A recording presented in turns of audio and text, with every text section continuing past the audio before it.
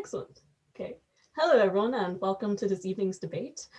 This evening, I'm delighted to I'm delighted that the Hist is debating this house would professionalise the GAA. This is, in fact, our final debate of the term. So, woohoo, we made it. Delighted that this term has been such a weird and wonderful term with online stuff, and delighted that we could have done so many wonderful debates that we've done. Look forward to this debate as well. So if you haven't been to a Hist debate before, let me just explain that there's actually two parts to this evening. There's private and public business. So in private business, we basically go through the inner workings of the society. We do kind of some weird archaic traditions. It's even weirder when it's over Zoom. But, you know, please get involved. You can ask questions of us and everything like that. And then finally, in public business, we'll actually do the debate part. But don't worry, private business is like a quick, relatively short thing. We just do it because that's what all the old people like seeing us do. By old people, I mean on-mems and former members of the society. But yeah, without further ado, I'd like to call upon Ben McConkey to take the chair for private business. Thanks. I call this House to order, and I call upon the Record Secretary to read the minutes of the last private business meeting. The last private business meeting took place on December the 9th, 2020, with Jack Kennedy in the chair. There were no fines, no reports to be read, no motions on notice, and no motions not on notice. Are there any objections to me signing these minutes as a true and accurate reflection of the last private business meeting? Then I shall duly sign and then cede the floor back to the auditor. Excellent. Thank you, Ben. Now I'm going to ask a series of kind of funny questions to some officers. So first and foremost, Madam Treasurer, are there any fines? There are no fines. Shocking, there are never any fines, yet I still ask the question every week. Okay, excellent. Now on to Madam Librarian. Would you be able to open question time? Yeah, so the time for questions is now open. Fantastic. So this is an opportunity for literally anyone in the chat to ask questions of the committee. It could be basically, you know, it could be, oh, how is the financial health of the society? Or it could be, how is your day going? So if there are any questions, feel free to send it on into the chat, or else you can also ask through the Q&A feature. I do have a question for, in fact, the librarian. So are we still on to grab lunch on Sunday? Yes, I can confirm that is still happening. Thanks. Okay, cool. That sounds good. What do you want for, like, what do you feel like? I'm up for whatever you're up for. Okay, there's a really good like hot dog place where we're going, so I think I'm just gonna go there. I could be adventurous, but I think I'm just gonna go there. Sorry, what's the question? Are you from Dublin breed? Can't tell. I am actually, in fact, from Dublin. I know my accent sometimes make me sound American, but I'll go into it in my speech. But like, I'm surprisingly from Dublin. I don't know. Maybe it's like blue just really suits me. That's why I'm wearing this. It's not actually just because I in fact am from Dublin and love it. Excellent. Are there any other questions? I could arguably keep this going, but I think sadly I have to put an end to question time. So, Madam Librarian. And with that productive discussion, the time for questions is now closed. Excellent. On to Mr. Record Secretary. Are there any reports to be read? There are no reports to be read. Are there any motions on notice? There are no motions on notice.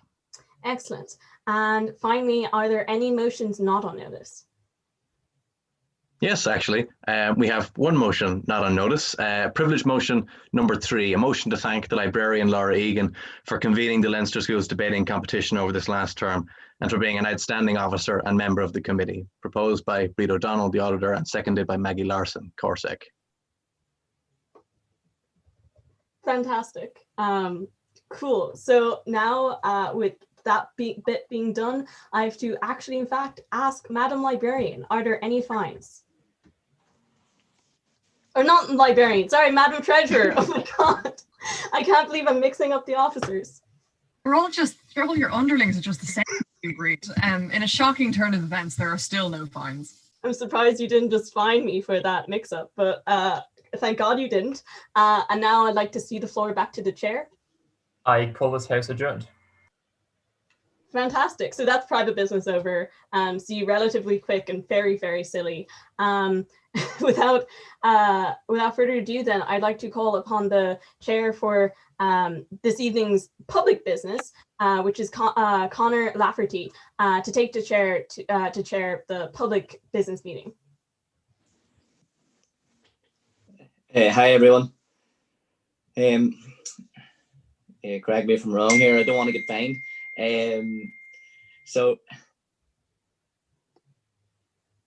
The question before the house this evening, this house would professionalise the GAA, and I should now like to call upon Niall Ronan to propose the motion to the house. Actually, I think we're a few steps too far. I think you're actually meant to call upon Sean Gordon Dalton, the record secretary, to make some really bad minutes. Oh, sorry, I'm following this here. It's grand. Let me see. So I'm calling upon Sean. Yeah.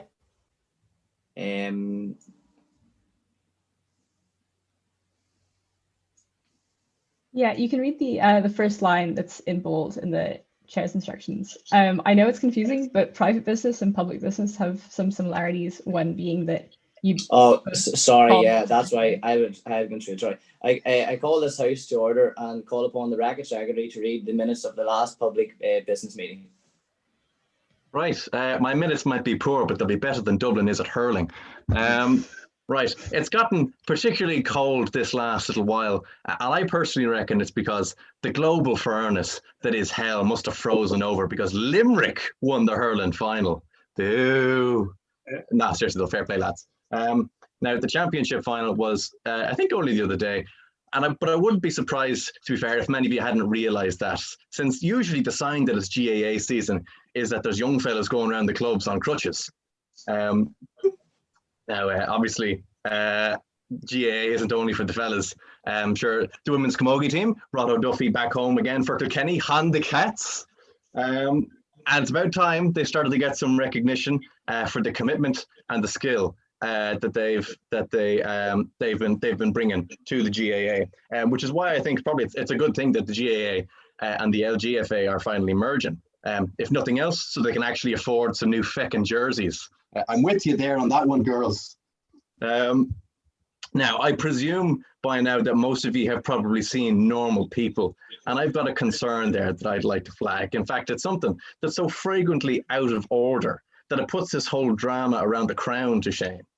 And that is the sex scene with Conall and Marianne, which is completely unrealistic because, as all of you other cultures are aware, no self-respecting, GAA-obsessed young fella knows a lick about condoms at that age. Rural schools don't teach you that kind of stuff. They're more concerned with your Christian upbringing. Young men, they don't need to be taught the nuances about sexuality and young adulthood, or so they'd have you believe. So naturally, that's why they get us to do a bit of hurling instead, play in the field, learning the ins and outs of ball playing, how to get a good firm grip on your shafts. Mark my words, selling abstinence in schools is just the bottom part of a very pyramid-shaped business model. There's even a pointy hat at the top. Thank you.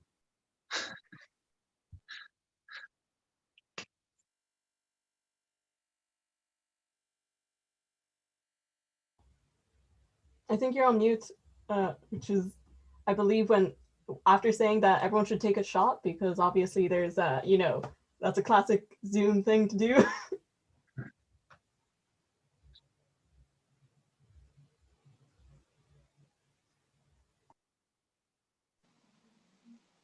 Sorry, go again for me. My signal's bad. You were on mute just there. Oh, sorry.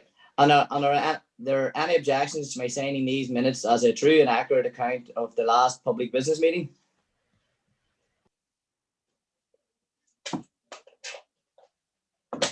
Then I shall duly sign. I should now like to call upon the order to introduce the invited guests to the house. Excellent. Thank you so much. And this evening we have a wonderful batch of guests. In the chair this evening, we have Conor Laherty. He is the Trinity's GAA Development Officer. He is the captain of the Kilcoo club and has won 6 back-to-back club championships in County Down and holds 8 county senior medals in total. Whoa.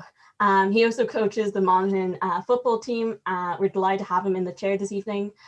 We also have 2 guests speaking in the debate. Niall Ronan is a retired Irish rugby union player who played for Leinster, Munster and Ireland during his career. Since retiring from professional sports, he has founded Titan Wellness, a company which strives to help businesses tackle productivity issues while promoting a culture of health and happiness in the workplace. He holds a BA in strength and conditioning and a certification in counselling and psychotherapy. And then finally, we have Professor Jack Anderson. Jack Anderson is a professor and director of sports law at the University of Melbourne. Jack's primary research interest is the relationship between sports and the law, and he's published widely in the area. He's also currently a member and arbitrator of the World Athletes Disciplinary Tribune, the National Sports Tribune of Austria, and the Football Federation of Victoria. And we're delighted to have such a wonderful range of guests this evening. I'll also just use this opportunity to run through the standing orders for this evening. So speeches will be 7 minutes in length for students and 10 minutes for guests, with the first and last minute protected. What is it protected from? It's protected from points of information, or POIs. So POIs are an opportunity for the opposing side and also our audience members to ask questions of the speaker. You can do so by using the Q&A function or by typing POI and the question into the chat. You can also probably, the speakers within the call can actually just unmute themselves and ask POI or on that point or whatever, but please don't ask the question unless the person accepts your POI. And then we also will be taking floor speeches this evening. So if you have been inspired by any of the speeches or you'd like to make a short 4-minute speech yourself, please message myself or Maggie to let us know which side you'd like to speak on. Floor speeches happen at the end of the debate, so please let us know if you'd like to get involved. There are also oratory returns. So oratory returns are basically a way to judge and rank the speakers. We use these basically to give prizes at the end, and actually, in fact, we award cash prizes to speakers. So please do fill them out because it really means a lot to our speakers. And then finally, we'll be taking a vote on whether or not the motion has passed at the end of the debate over a Zoom poll. So please stick around for that. Without further ado, I'll cede the floor back to the chair to begin the debate. The question before the House this evening is, this House would professionalise the GAA, and I should now like to call upon Niall Ronan to propose the motion to the House. Hi guys, how are you getting on? My name's Niall Ronan. Breed, I won't hold it against you for being a Dublin fan. I'm from County Meath, so you're the enemy, by the way. Fair play to Dublin. Quickly, on my background, I played professional rugby for 10 years based in Ireland, and I also played Gaelic football the whole way up with Meath underage until I had to retire at the age of 19 to go and play rugby, and then I went back and played club football as well. So I'm very passionate about GAA. I love the game. I love the ethos of the whole community spirit. Very similar to when I played for Munster Rugby. And I'm here tonight to maybe put my own twist in terms of how GAA should be more professional. And what I mean by that is, in terms of the players themselves being professional or semi-professional, I think we need to take steps before we get to that situation. So what I propose the GAA to be professional in terms of the organisation itself. So the GAA should own the whole game, in my opinion. I worked with the RFU for 10 years, and they own the game. They own the fixtures, they implement the fixtures, the rules, regulations. And in the GAA, they've 32 counties are kind of left to do their own thing. The county boards make decisions, implement their own structures, and that for me is a mistake, because nothing was aligned, and there's funding issues, there's decision making process that is, I suppose, not compatible with other counties, you know. So I propose the GAA to be way more professional, use it as a business model. If you've 32 county boards, same in the business, if you've 32 departments, if you give them, I suppose, the license to do what they want, it's going to fail. But if the organisation, the boss, implements structures, structures and alignment, same equal funding, I think the GAA will be professional. And what that will do is we'll implement structures for the underage structures in terms of pathways, improve coaching, and again that will bring in the CEO element, where Dublin, who have a CEO at the moment, a commercial director and a marketing director, and they're striving, they have a plan, they have KPIs, and they're getting to the next level. The other counties aren't doing that, and that's why there's a big gap. So I propose, if we can be more professional in terms of the organisation, I think GAA is definitely sustainable. It'll make the brand of GAA bigger, and the player profile will be bigger. And again, if you have the split seasons where you have a county season and then a club season, again, the club players will get good exposure to the media, and again, it grows the game. But the organisation has to, be bigger, think bigger, get experts from business, from the different areas, from strength and conditioning to coaching, to implement these structures. And I believe GAA could be a huge sport, one of the top sports in Ireland, because rugby is probably, competing with GAA at the moment. And I think, for me, that's my proposal. I suppose I'm fighting for the professional side tonight, but I'm kind of on the fence a little bit. I know that might make me lose, but so that's one part. So that's the first step in terms of the organisation needs to take control and take ownership. And then if that happens, then players will become more professional, to be professional structures within the inter-county teams, and then professional structures within the club community. Now, this is going to take time, and I know they're doing a little bit of work in the background. I spoke to people who are helping at the GAA, and I know they're talking to the RFU. So this is good. But if we can educate the people on the ground, communities, and in the inter-county setup, then there's a possibility, if there's commercial element to it as well, that GAA could become semi-professional. There could be grants, there could be funding for full-time coaches, which I think they should be. The amount of work that Andy McIndy does for me, I'm the head of strength and conditioning, I work alongside him, and it's a full-time job. For me, it's part-time, but it takes up a lot of my day work as well. So if we can implement these structures from the organisation, from the top, don't let the county boards do it, because you need to be all aligned, then I think GAA could become semi-professional, could become professional in 10 years' time. We'll see where the world brings us. We're in a pandemic at the moment, so it's not going to happen next year.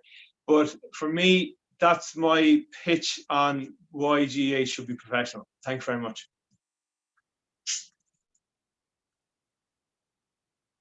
I'm probably rambling a bit there, but sure, we'll leave it at that. Thank you very much, Niall. Very insightful. I would next like to call on Matthew, please.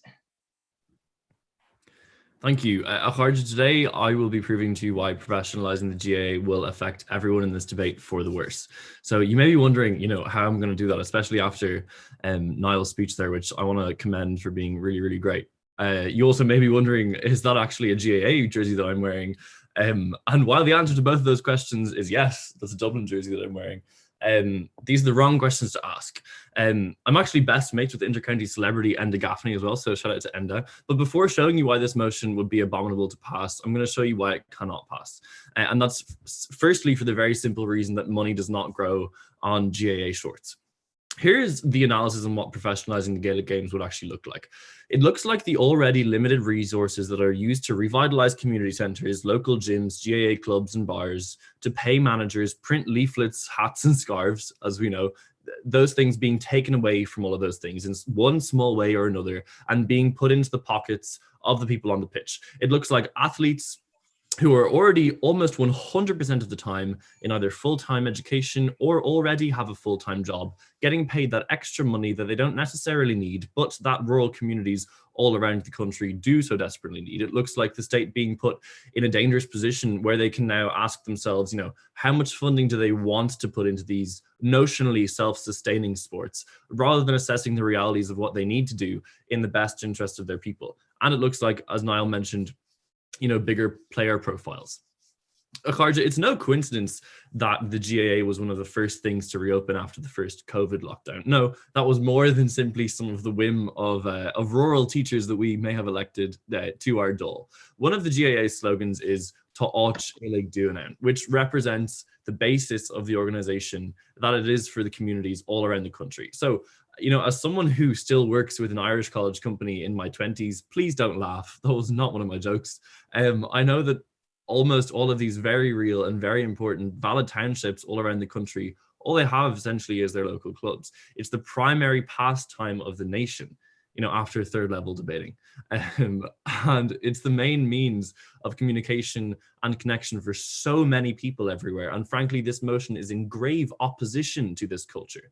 So if you've been listening, you'll already understand why. And if you haven't been listening, then why is your name Niall, Breege and Ben? No, I'm joking. Your speech was great. And I dread to hear Breege and Ben's, which is also going to be also amazing. So in seriousness, these communities are already at breaking point in modern Ireland with so much urban migration, mental health crises, and an incoming recession. And all that this motion does is compounds damage onto these disproportionately working class people. So no longer will, you know, a metaphorical Seamus and Lisa bring the kids down to their local club every week because its main teams have fallen apart because the best players have now been transferred to Galway United.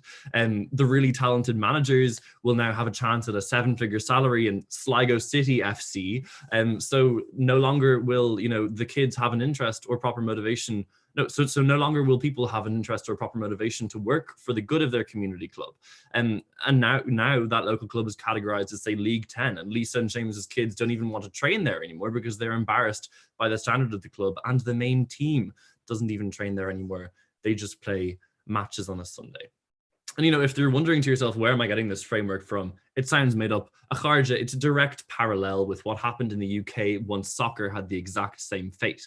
I don't need to sit here and tell you that their rural communities are struggling wildly without the football club communities that they used to have, in the same way that we do right now in Ireland, and that we don't need to change in this way. This will look like higher rates of suicide, disproportionately affecting men, worse mental health overall, bad motivation within a community, and the supremacy of greed and the supremacy of ambition.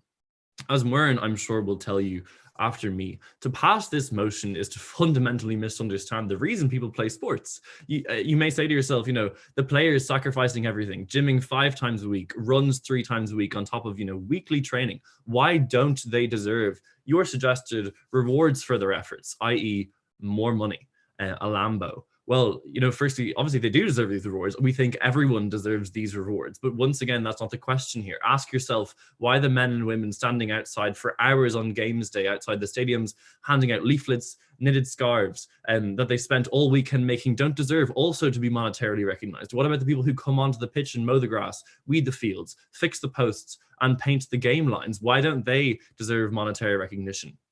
It's that the recognition all of these people get isn't necessarily in the form of a paycheck. It's more holistic and it's more realistic than that. It's jobs going in their club teams or organizers' group chats. It's the friends and it's the family that they can rely on, that they made along the way. It's, you know, the physical art of the sport that they see play out before their eyes on that very important Sunday afternoon. And it's, you know, getting to tell love interest at Everly that they play county. Probably the most important of all of those things.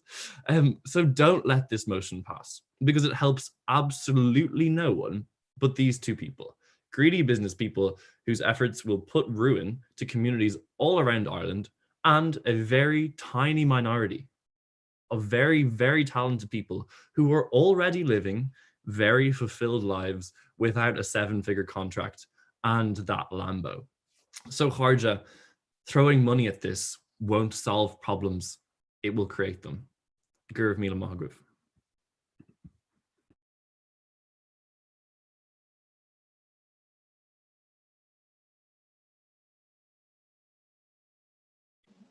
Thank you, Matthew. I would now like to call Breed to take the floor, please.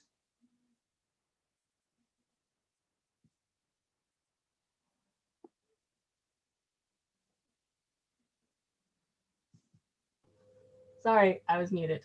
Hi, everyone. I'm back.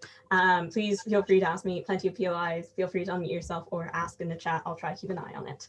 But yeah, so first and foremost, surprise, surprise, I'm a proud Dubliner. I know it's super shocking for everyone. Like I know it's super strange. But yeah, despite the fact that O'Donnell's in my name, you kind of assume that I have some Donegal roots. I can 100% track like my ancestors all the way back to the Vikings when they first came to Dublin. As for GAA, I think I'm probably going to give you guys some background for myself for like my involvement in the GAA, because I was really involved in GAA back in the day. I played football in Camogie, and I basically only stopped because the Leaving Cert happened, and then I was way too awkward to rejoin the team because I don't know why. I think I basically became really unfit, and then I was like, oof, I don't want to go back to a team and be really unfit. Anyway, awkward. But so henceforth for the last like 4 years, I've been telling my family, oh yeah, no, I'm definitely going to rejoin the team. I was chatting to the girls just the other week, and I still haven't. I have nightmares about rejoining the team, like anxiety nightmares. Anyway, but irrelevant. I still really enjoyed it though, and I was actually pretty good. I was at one stage on the Dublin Camogie development team. Camogie was like just my favorite game because it was so like violent. You didn't really need a huge amount of skill. By violent, I mean just aggression, like, you know, but whatever. But since 17, since I stopped playing, I kind of became more of a casual fan. But still, with that being said, I still find myself in Croke Park nearly every single year for either the All-Ireland Club Finals, because I am, in fact, my local club is Coola, and we just crush it when it comes to hurling. And by the way, fuck the Kimoko Crooks. But I also go for like the All-Ireland Finals, usually for the ladies' finals, which always feels amazing because each year the crowd grows and they announce it, and I've been there for when it was 30,000, and I've been there when it grew to 50,000, and it's still growing, and it's amazing to see that progress over just a couple of years. Terrible choice, Julie. I cannot believe that. But also I've been there for when Dublin has won All-Ireland finals, and it's just a fantastic feeling. And I've been on Hill 16 as well. And this is something I love about sports, or about the GAA especially, is because I know plenty of people who are involved. I have plenty of American friends, or just people. I have loads of friends from Wicklow, and apparently like the GAA just doesn't exist there. I don't know. But I brought them to Croke Park, and I've shown them this experience, and it's always been just amazing, because I think the GAA is like really, really unique in the fact that like it's a national sport. It's so big. Like, it's the biggest amateur sport in the world, and it's so like instrumental to our culture. For even someone like myself, who honestly, like, I am one of those people who like points at people and like, oh, you're a culture and stuff like that, but still we have this like unique connection of just knowing GAA and loving GAA. And also I would say like a huge amount of my love for Dublin also comes from my brother, who this is basically his life and soul. He loves it so much, and he lived in London working in finance, and he used to fly back on the weekends to play for his local club, which just shows his dedication. And also he now coaches his daughter, which is so funny, because he's like now that super stereotypical intense coach for a bunch of like 8-year-olds. Like, if you know GAA, you probably know the type. Like, it's a father figure who just who just adores yelling at these kids and treating them like professionals. I'll take the POI from Matthew. Breed, do you think that your brother would have flown back every weekend from London if GAA was a professional sport? So I wrote this speech only a couple of hours ago, and I basically asked him for advice on this, and he actually fully agrees with making making like GAA professional, mainly just because it's the right choice financially and from the point of view that the current structure is a mess. So first and foremost, I'm going to just talk a little bit about why Dublin is great. And by the way, you're allowed to hate us. Like basically Dublin's the equivalent of like Regina George. And like there are reasons why we're better than everyone. We are massive. Like there's 1 million people living in Dublin and we just have more money. But I'm not going to lie. Even though we probably like will win on Sunday, sorry Mayo, but whatever. It's actually getting boring to win so much. Like I want some tension. Like, you know, fine, there probably will be tension on Sunday, but like for matches, like for the build up to that All-Ireland final, it's actually just so like the matches just aren't great, and Dublin really does crush them. And the issue here is that like there needs to be substantial and structural change to the GAA for it to actually remain exciting. Because at the moment, let's be real, like unless you, like if you're from Wicklow, if you're from any of the minor counties that really can't compete because of costs, then yeah, it is really boring to get involved and to get people involved in the counties. And I know it's on a community level, but you still want the adults to get involved. And by the way, like had there been more of an opportunity for me to really develop my skills and there being like a financial award to it, like I might have stayed involved in football. I stayed involved in hockey for like, because it can be professional. But anyway, I actually don't have that much time. I spent way too much time making jokes. But what needs to happen is like massive change in the organization. 32 counties isn't sustainable. Let me just propose like what I think a professional GAA would look like. There would be maybe like 12 elite teams. And by the way, I am actually proposing that we split Dublin into North and South, which is terrible. And I hate that because I actually adored when I was playing for Dublin, having like relationships with people who were from like literally Rush, from like far away from me, but we still had that like united stance. But also it could mean that there'd be big Meath, which is always a positive. But yeah, what needs to happen is that there's like probably a drafting system that like the counties are basically the professional level and clubs can remain clubs, but the counties are professional and the players there are professional. There's only maybe like 12 counties, if that makes sense. And like the reason why this works, sorry, you're out of time. The reason why this works is basically because it will get more people in. It will get more people watching because the matches will actually be good. Like you'll actually be watching really elite players playing. You'll get more people and you get money in. And by the way, because there's less teams, there's less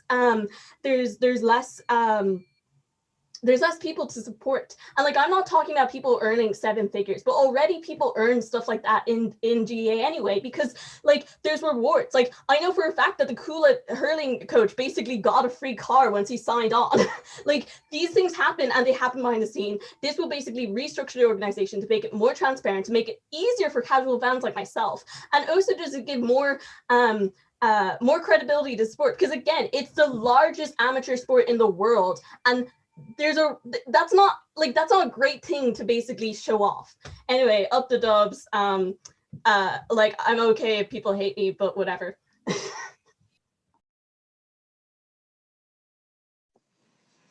Thank you very much, Reid.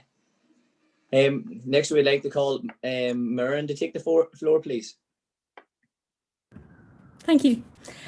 Sorry, I'm just going to set a timer here, so. Okay. Oh, I believe Muireann is a maiden speaker. Yeah, so I'm waving my those right there. Yeah. If Breed is sometime. Yeah. I'm gonna try to clap loud enough for the entire chamber. Muireann, okay. Okay. Thanks so much. Okay, well, to start off, congratulations to everyone who's spoken so far. You're really insightful. I really enjoyed it. Special thank you to Breed for pointing out absolutely phenomenal things about the GAA. Now, I have to point out that was a very Dublin-centric point of view. I'm here very proudly in an Offaly jersey. Now, Offaly hasn't won anything since '98. This is a memorial jersey from '82, I believe, because this is the last thing we really had to celebrate. So the way I maybe would have asked which counties would you have proposed to extinguish when you're getting down from 32 to 12? A little bit of an issue there. Quite proud of being from Offaly. And I think that this is sort of speaking to the wider overarching theme in this debate, which is that what professionalising the GAA does is it takes what's a very dispersed wealth and centralizing it on a few players and a few professional business people. And this is essentially what this debate is about. And the losses to the GAA and to the wider community, to Irish society, to Irish identity, are far outweigh the benefits to those few people who will be monetarily supported. And as Matthew very importantly pointed out, these are people who are already hugely supported in their communities because these are the elite players. And we all know what a status symbol it is to say, I play county. I play county gets you a job, whether or not it should. So realistically, that's not an issue. So now to go into, I suppose, the points of why the GAA is fantastic for the community, but why it's fantastic for the community because it's amateur, because it's an amateur sport. First of all, it creates this sense of belonging, a sense of belonging that is absolutely crucial to identity. So Matthew spoke a little bit about mental health. A sense of belonging is repeatedly shown to improve mental health. So is giving. It's something you have to do for your mental health. And the volunteer work that the volunteer opportunities that the GAA gives are absolutely hugely valuable to people's mental health, and especially in rural areas. I'm from a rural area. So to go back to the sense of belonging idea, the huge loss, and I think that this is the main thing you think about when you think about professionalising the GAA, is the fact that professionalising the GAA would allow players to be bought and sold and switched around between counties. And what do you lose there? You lose the sense of place, okay? Now, the community I'm from, it has a GAA pitch and houses, and that's it. But are we a community? Goddamn right we're a community, absolutely. We're a community because we have a GAA pitch, we have a centre, and if that centre, we couldn't afford to buy players, so I think we couldn't afford to buy players. So that community is there because the GAA is voluntary. The other big point I wanted to make is that the GAA is inclusive, and it's inclusive because it's an amateur organisation, okay? There's this sort of conception sometimes that having things not paid sort of disproportionately affects lower socioeconomic classes because they can't afford to play the sport. But we all know here, I think, as a reality, that's not the case with the GAA. The case of the GAA is its community, and the players are supported to attend, and that everybody is welcome because, as Matthew said, it's the people who are lining the pitch, it's the people who are making the sandwiches. Their contributions are as important and as valuable. And it would be utterly ridiculous to decide to monetarily compensate some people and not monetarily compensate others. Utterly ridiculous. Another thing I'd like to respond to Bríde's speech a little bit is that I think one part of her speech that was really coming through was that the professionalising the GAA would get people watching. But is the GAA about watching, or is the GAA about playing? Okay, is Bríde's love for the sport? Okay, fantastic, right? So you have been to Croke Park loads. Again, I'm from Offaly. I've not been to Croke Park. I went to Croke Park for Meath. That's how desperate I was. My mother's from Meath. Meath don't win anything either. But yet, that was what I went to Croke Park for. Okay, the reality for me is that county final day is the day.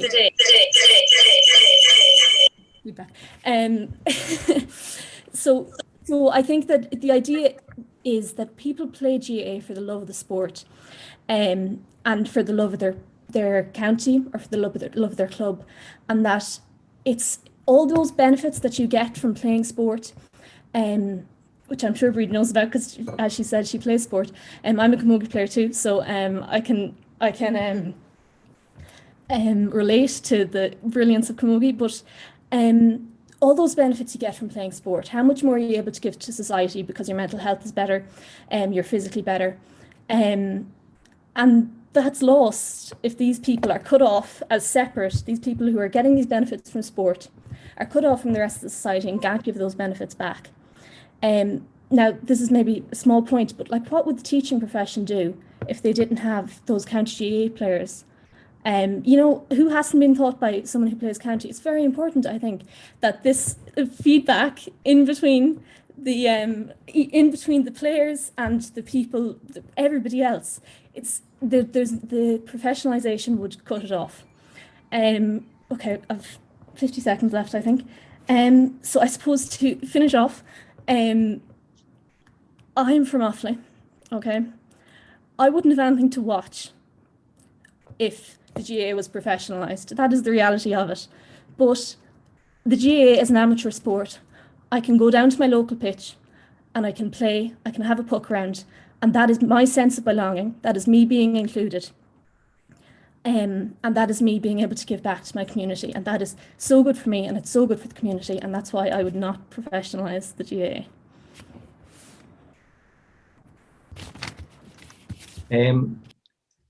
Thank you, Maren. I would now like to call on Ben to take the floor, please. Thanks very much. Hi, everyone. So there are a few things more terrifying as a speaker than when you Google the motion before debate and find that all of the articles that anyone has bothered to write about this motion are essentially on opposition, and as is being kind of well illustrated by Miran and Matthew so far. The only thing that is more terrifying than that is when you find that the #1 search result for that article, the guy who wrote it is speaking after you. So I'm bracing myself for an onslaught, but I've tried to think about this and come up with my best stab at a proposition case for this debate. I think the first thing that's worth noting is there's kind of some context needed around like what professionalization means, because I think a lot of where the confusion in this debate has been is that, you know, we're not talking about wholesale taking sort of Sheikh Mansour and the Toulouse model of rugby and having Saudi billionaires buying up you know, Sligo County football team. I don't think anyone is really thinking that's what it's going to look like. So when we talk about, you know, players with Lambos and on seven-figure salaries, I think the structure that most likely this looks like is completely different. And I'm not going to economically model the GAA because I both couldn't do that and no one would want to listen to me talk about it. But I think the context in which I've heard this proposal most notably put forward is in the towards 2034 150-year anniversary of the GAA, where there was a planning structure set out talking about, you know, what do we want the GAA to be in 15 years time. And one of the things that was within this was this professionalization, but it doesn't exist in isolation. It's talking about a change in governance for the GAA, a change in youth engagement, and a change in international prominence. But I don't think that we can take the models of how rugby union professionalized or the models of how football professionalized and completely compare them to what the GAA would look like. Firstly, I don't think you get these like crazy international investors coming in, because ultimately and unfortunately GAA doesn't have the same international I guess viewership that football has, or that soccer has, or that rugby has, and then suddenly, you know, your advertising benefits and everything aren't there. Also, one thing that's been pointed out is, I guess, the most apparent harm is the harm that this would have to communities. I think, and I hope my understanding of this is correct, is that you can professionalize county level sport, and that doesn't mean that your club structure is diminished. When you look at the prominence of amateur football, or amateur soccer in the UK, or maybe amateur rugby in New Zealand, these are huge community hubs that everybody is completely surrounding themselves and is a staple part of their week, and a staple part of those people's identity and existence. It's not clear that taking the highest level of those professionals and paying them, and I don't think we're not talking about paying them sort of Wayne Rooney level salaries of 300,000 a week, because ultimately, as is quite correctly pointed out by Miran and Matthew, there just isn't that money in the GAA. It's likely enough salary that the player doesn't have to afford to, I guess, take an athletic detriment to their lives, that they don't have to work a second job and therefore not be able to go to training and things like that. And I think it's a worthwhile point noting that even Niall here I believe he said at the start of your speech you were a county football player and then went on to play professional rugby, as is the case for people like Tommy Bowe and lots of, I think Seamus Coleman is an Irish right back in soccer who was also a Sligo Rovers a Sligo GAA player. And ultimately that path of wanting to become professional and take your sport to the next level isn't available in GAA.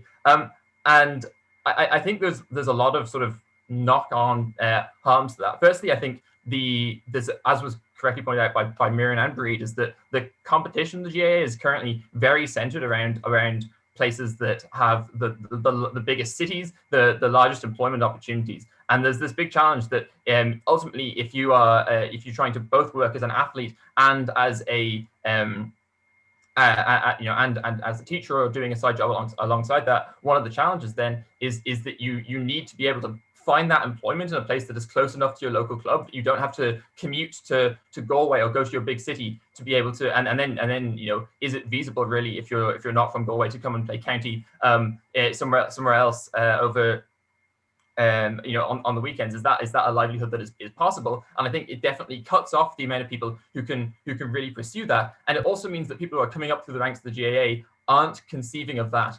as an option, and the role that GAA plays in your life, which I think we've correctly said is mostly community orientated. But I think you don't necessarily have the freedom to make it your number one priority if you have that. And it's completely clear, even if we just look at the fact that Dublin has won the last GAA finals, and I think there's been no county that doesn't have a major city in it that has won the hurling finals in the last 5 years or something like that. So it's clear that counties that don't have large, like centralized economic hubs just don't have the option to have the same amount of Ellen raises the good point. Tip, that is correct.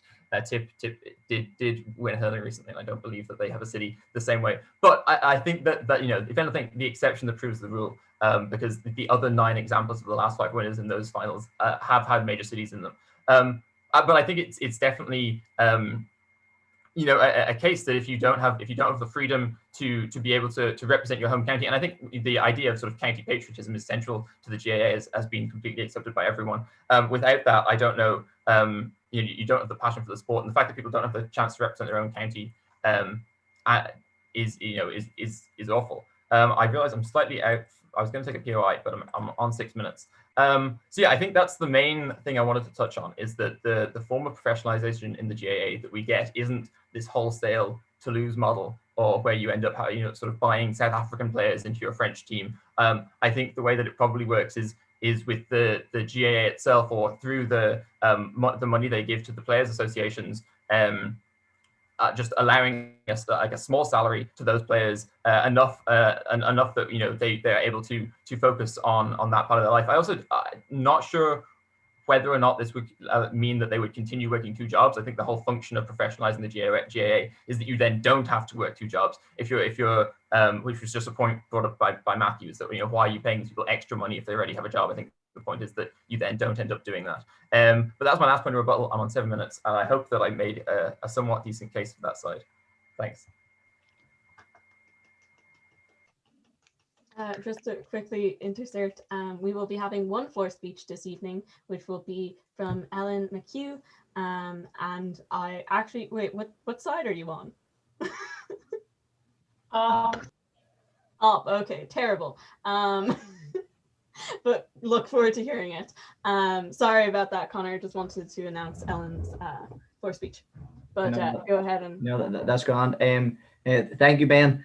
I would now like to call Professor Jack Anderson to take the floor, please.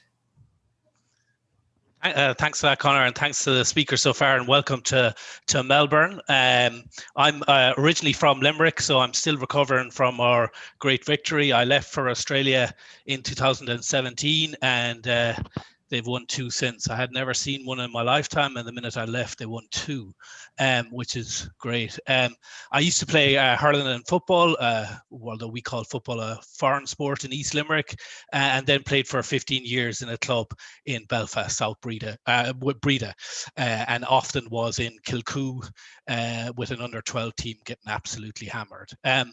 But so I try to explain to my students my love of GAA. I said I played the sport of hurling, which I compare to a mix between lacrosse and premeditated murder, and they seem to get that point very well. So I am opposition here to this motion, and I suppose what I want to do is to start with Australia. Australia is a sports mad nation. I'm lucky enough to play loads of sports here, including hockey as well. It's a great opportunity to play those sports. It has 90 professional teams across men's and women's sport. The biggest one is the AFL here in Melbourne. The AFL is an unbelievable commercial beast, if you like. Its recent current TV deal is worth €1.5 billion,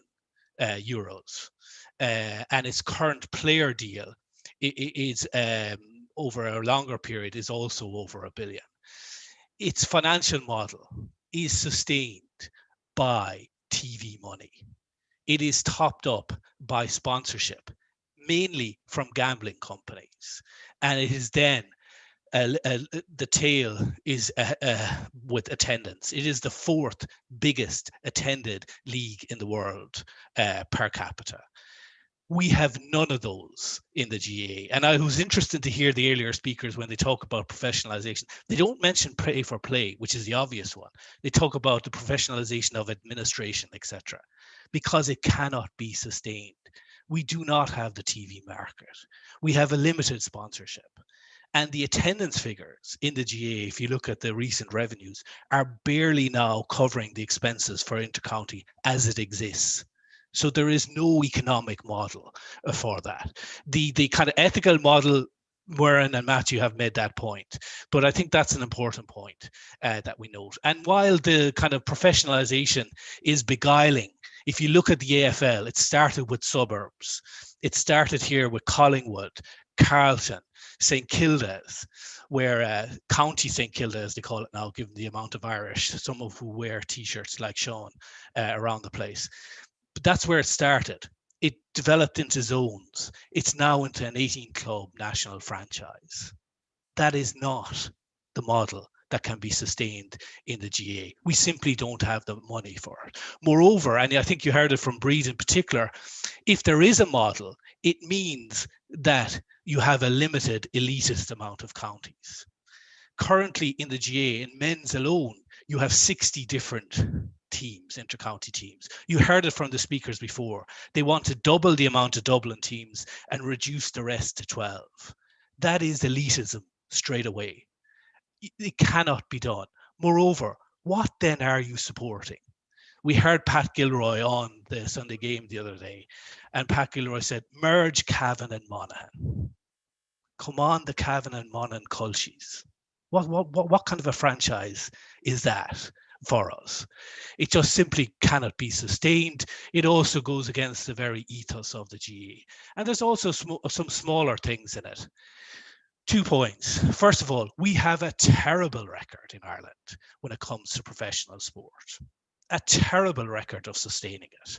Our largest professional sport, horse racing, is subsidised almost wholly by the government. League of Ireland clubs have gone bust trying to maintain semi-professionalism. Rugby, if you look at the IRFU's recent revenues, 97% of its revenue, 97% of its revenue is from its international events. And rugby has curated that very well. We don't have that option in the GAA. We don't have the TV money. We don't have the sponsorship. We don't have those record attendances. We don't have the international events for us. So it's not viable. And it goes against the very ethos of the GAA. And Muireann spoke very well about it, going down to the local club. What are you going down to the local club in a professional era? To harvest those kids for a professional event. That is not going to work in terms of the volunteer ethos of the GAA. It's accepted in other sports. It's accepted in soccer. To a certain extent, it's accepted in rugby as well. Although rugby isn't interesting. You know, I spent a few days, plenty time in Thomond watching people like Niall, etc. But I also grew up in Limerick. And look at club rugby and the participations in club rugby in Limerick is something to watch out for.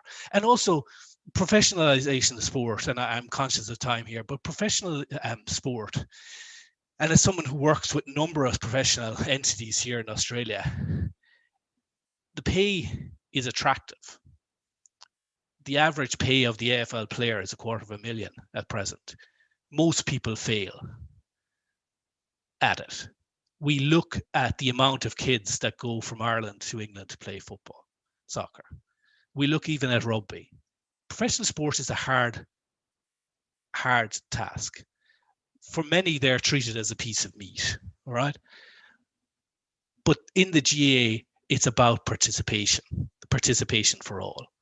I absolutely respect the professional sports. I absolutely respect how they've organized themselves. And I think the GAA has to do a lot more in terms of professionalization, in terms of administration. But when it comes to pay for play, we simply cannot afford it. And the two final points, just to wrap up on it, because I'm conscious that I'll get carried away on it. But yesterday, we saw two things. We saw the Cork County Board announce losses of over 20 million. We cannot sustain the model we have already without going on to a professionalised era. When it comes to rugby, for example, with the COVID era, and we've seen the cuts that have gone on there, and we've seen it here in Australia. The next step is to attract private equity funds to sustain the model. And rightly so, that's what you have to do in a professional area. And my final point then is, and I'm not going to take the points of information, sorry, I'm a male, I can't multitask. The final point that I want to make on it is, we talk about the KPIs of professional sport. And when it comes to professional sport, the P is performance, and it's about pay. But when it comes to the GAA that I grew up with, the GAA that is incredibly and deeply rooted in this country and that we should be proud of in terms of its amateur ethos, the KPI is, the P is for participation for all. Thanks very much.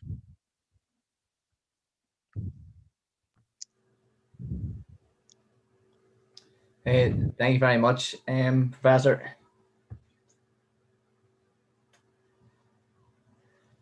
Yeah, after all our speeches now, I will now put the question to the House on the motion.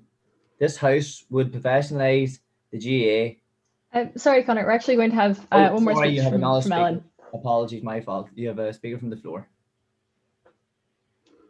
Is it Lauren? Ellen. Ellen, sorry. I would now like to welcome Ellen and offer the floor, please. I'm going to set up my timer. Okay, so this speech is going to be based on the really quite radical argument that women exist. And this might be swirling the motion slightly, but like, it's fine. It's more fun, kind of want to rant.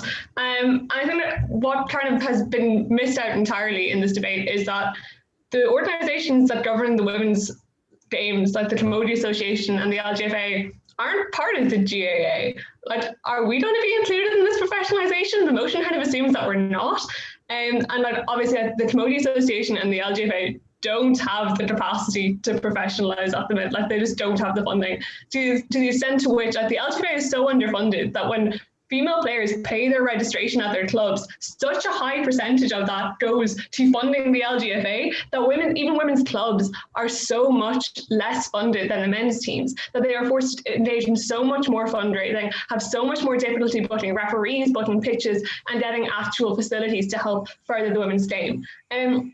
So I'm assuming that under this model that the women's game will not be professionalised, and this is going to be incredibly detrimental to female players in Ireland and people who support the women's game, which should be everyone, but unfortunately it's not. I think the clearest example of how badly female players are treated in Ireland is the fact that the day of the ladies All-Ireland semi-final, the venue was changed on the day because the Limerick men's hurling team, you were using that pitch for training. The Kenny senior Camogie team were forced to set up a GoFundMe page to raise money for their team to compete in the All-Ireland final. And I was like, oh, maybe this is just COVID. Maybe they just ran into financial difficulties. No, in the years beforehand, they had to do fucking table quizzes to get their team to Croke Park for their big day out. Like, can you imagine like walking into a pub in Dublin and seeing the men's senior football team like doing a table quiz to try and get them to be able to play in Croke Park for the final? It's just absolutely insane. And that's where it's so much worse under professionalisation, because whatever funding is going into the women's game now from kind of private investors, it won't go into it anymore because they'll know that it's such a better return for their money by investing more money into the men's game. So it's just going to deepen the inequities between the men's game and the women's game. No, Breed, I'm not taking your POI. So I still have a bit more ranting to do, and I don't have that much time. Because it's not even just on like a county level that this happens. Like the inequities on county level then are perpetuated onto a club level and affect people who are playing it at like the youngest of levels. Like for example, what happened to the team playing in the in the ladies semi-final actually happened to my own team last year, where we turned up for our championship game on the other side of the leash. The ref was half an hour late, and the men's team said, "Oh no, if you start now, you're going to take half an hour away from our training session. No, you're not allowed to play. Go back home." And we ended up having to cancel the match. Like these things, this attitude of devaluing the women's game will only get so much worse under professionalisation. And what message does this send to young girls involved in this game? Oh, go home, the men are here and they're more important than you. All in all, professionalisation will be incredibly detrimental to the women's game. And if you care at all about it, which you definitely should, please oppose this motion. Thank you so much.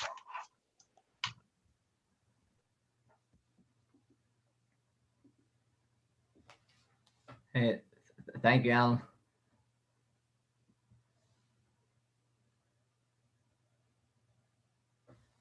Do we have any more speakers? That's all. Yeah. Okay. I will now put the question to the House on the motion.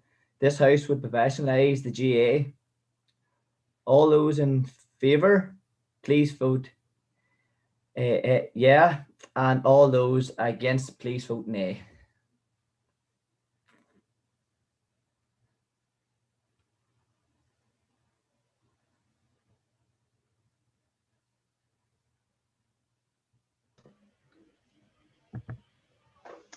While people are voting, there's just a couple people left to vote, I think. Just thank you again to all of our speakers. Those are some really fantastic speeches. And especially thank you to our guests and to Connor for chairing. There's just one more person left to vote, I think. I'll give another sort of 10 seconds.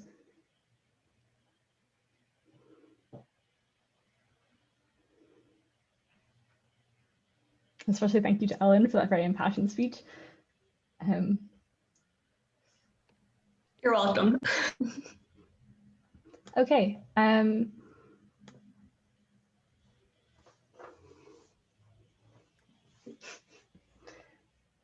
the motion is defeated then.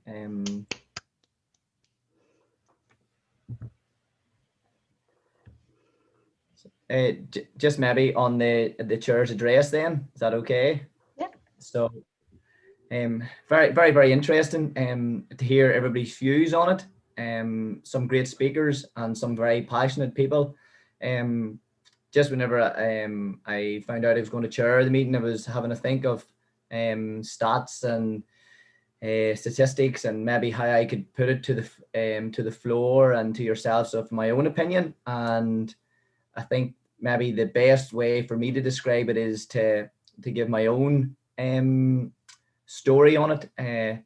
So I come from a small club, as it was great to hear you mention that, Professor Jack, in the middle of the mountains here. My club is at the foot of the mountains, of the Mourne Mountains. We're a very rural club, from a farming probably background, and we would have 200 members in our club, and the range of clubs all throughout Ireland range from hundreds to thousands, maybe some club even exceeding to 5,000 or 6,000 members.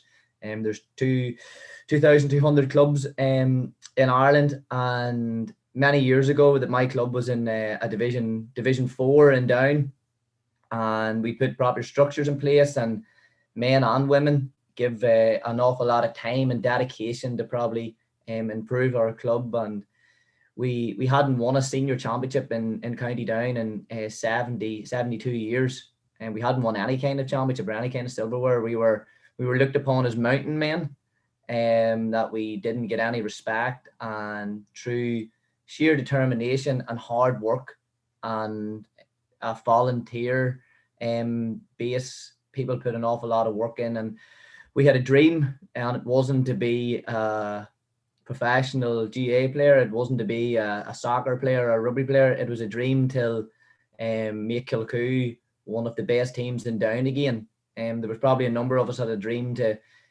become, once we won our first senior championship in 2009, we had a dream of maybe winning an Ulster championship, and after getting beat many years and a lot of heartbreak and setbacks, we achieved that 2 years ago. For every young player growing up in the GAA, I think it's no one has a dream of making money out of this. And the reason why I told that story is for our club to come from 200 members to take the greatest probably team, club team of all time to extra time in an All-Ireland club final, and probably be known as the second best team in Ireland, but also one of the best teams in Ireland from a team at the foot of the Mourne Mountains is crazy. And I would never like to think that anybody in our club was doing it for money or for doing it for any kind of gains, only for the love of the game and the love of putting on your club jersey and playing with people who you went to primary school with and you grew up with, and you make friends for absolute life.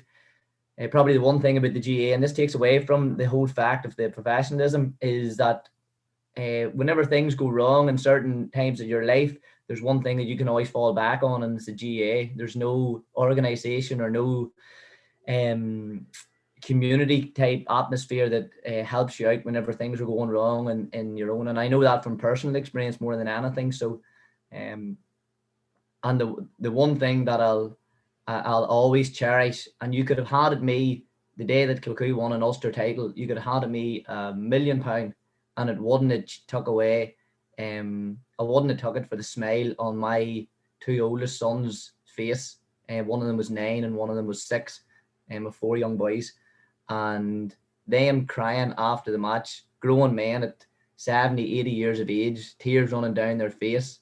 No money, nothing will ever come close to that in the rest of my life. So I think that just goes to show maybe the heart and the desire that's in the GAA and where we are. And I have played it at the top level. I've played for Down for 8 or 9 years, and never once did I feel that I needed any kind of financial gain or looked after. We went to work during the day, we came home, we done our farming, and then you rushed out the door to training, and that's just part of life, and we all accept that. And I feel we're very happy the way we are. Yes, there is slight changes to be made to make us better, and Dublin are ahead of the rest, but they've only been ahead of the rest for a small period of time, and the gap will close again. But on Alan's point, it was a great point, Alan, and I think it speaks volumes maybe of John Costello, who's the CEO of Dublin and who has maybe steered this ship to create the gap.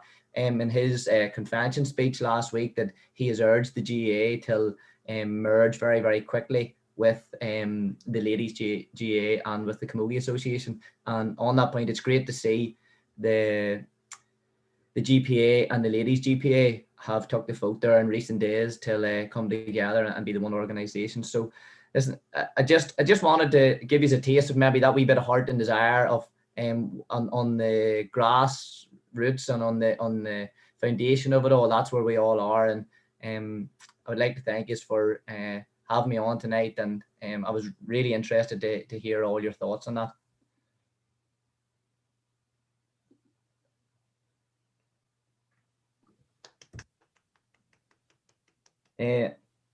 So I should now like to call upon the auditor to announce the Society's forthcoming events. Hi guys. shockingly, because it is the last week of term, we actually don't have any real forthcoming events to speak of. Christmas is happening, and I believe we will be having a Histmas party. I believe it's Wednesday next week. Oh, and a derby. So we have 2 events actually happening just before Christmas. We have a Derby of Rhetoric happening next Monday, whereby anyone can speak speak for 7 minutes on any topic, be it ranting about ladies GAA or about like the history of mustaches or whatever you want to discuss. Please come along. It's really interesting. You hear a lot of different just like people's hyper obsessions essentially.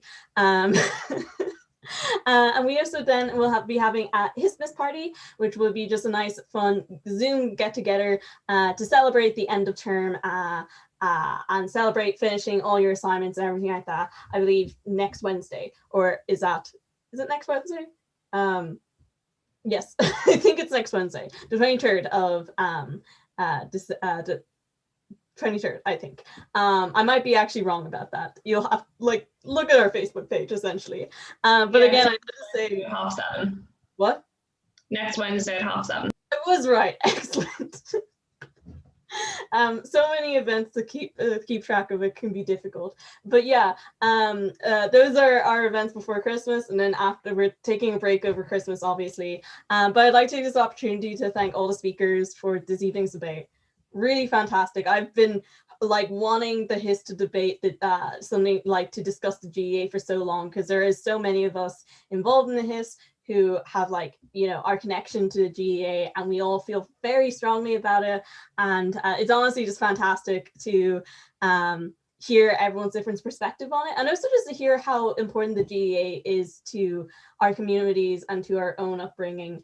And I just like to thank everyone, and I'm so delighted that we've had such wonderful guests this evening. Can't believe we have a guest who is literally in Australia at the moment. It's the one benefit of having these debates online. But I also like to thank our chair this evening as well, and also the other guest, Ronan, for just what were really fabulous speeches and really great takes on what makes GAA important and how it can improve. Because I definitely think one thing we can all agree upon is that we just want the GAA to succeed and be the best organization it can be. But yeah, that's all the events and thanks that I can think of on the top of my head. So I'll cede the floor back to the chair. I call this house adjourned.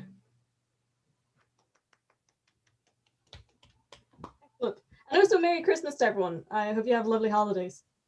Thanks, guys. See you later. Thanks for that. Hi. All right. Thanks. Yeah, I will Bye. like Christmas earrings.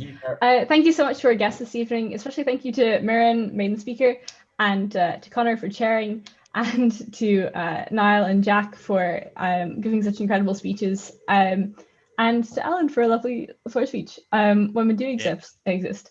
Yeah, so thank you all so much for coming, and have a